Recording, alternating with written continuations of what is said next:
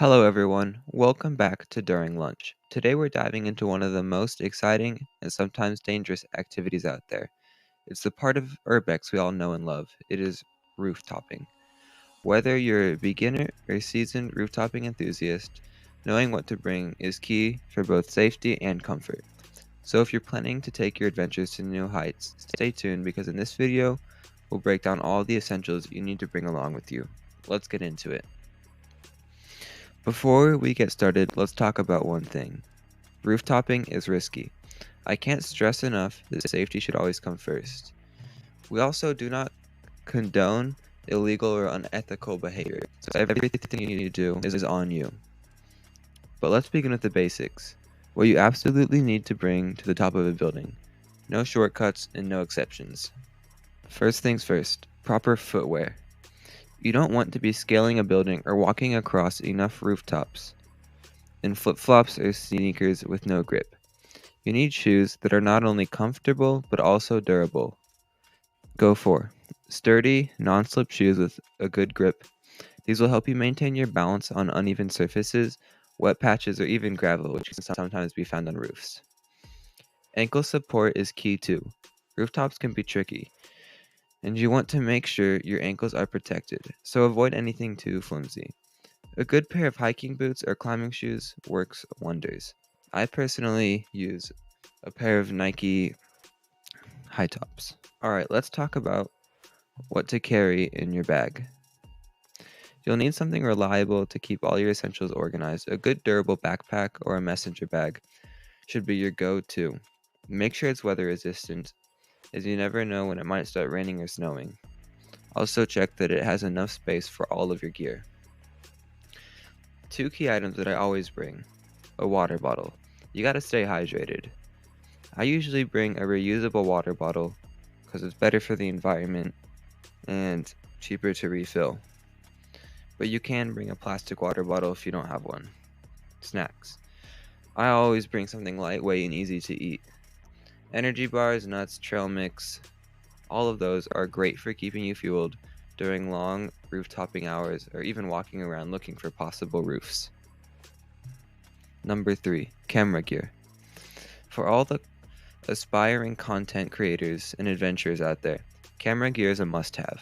Whether you're filming, you're exploring, or taking awesome pictures, you need the right tools to capture the moment. Here's what to bring. A small camera or GoPro, something lightweight, so it won't slow you down when you're moving around. A phone. Your phone isn't just for snapping pics. It is essential for navigation, communication, or if you need help.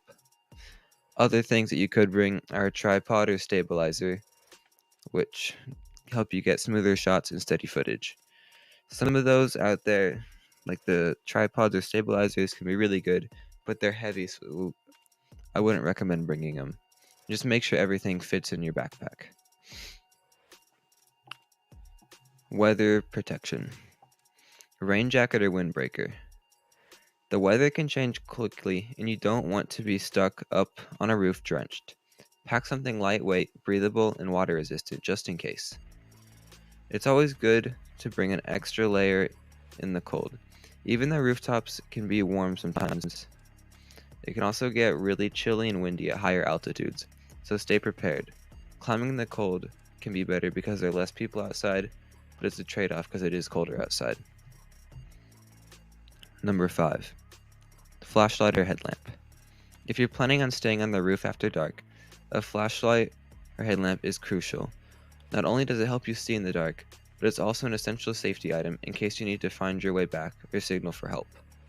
Go for something bright and portable, but just not too bright. A headlamp is even better because it leaves your hands free to climb or adjust your gear. Remember, if you bring a flashlight and you use it on the roof, you're essentially making yourself a beacon for everyone below you.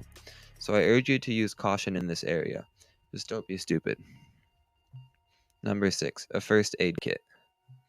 Accidents happen, and when they do, you want to be prepared. A first aid kit is an absolute must. Here's what to include in your first aid kit. Bandages, gauze, and tape for cuts and scrapes. I personally only bring tape. Antiseptic wipes to clean any wounds from broken glass or sharp metal. You don't have to do that, hand sanitizer would work, but antiseptic wipes are a lot lighter.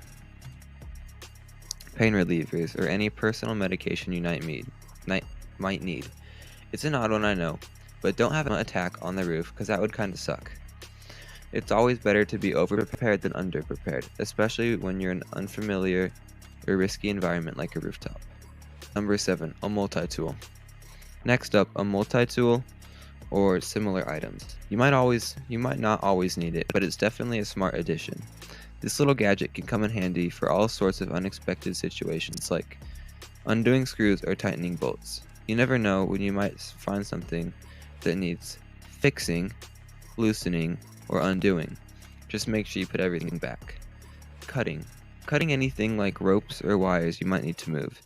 Just remember, if you cut something, that is essentially making it breaking and entering or destruction of property, which you can be fined for. A small multi-tool. This is what I bring.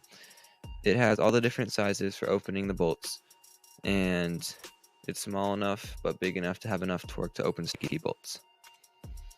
A compact multi-tool is small enough to slip into your bag and could make all the difference when you're up there and you need to make quick adjustments.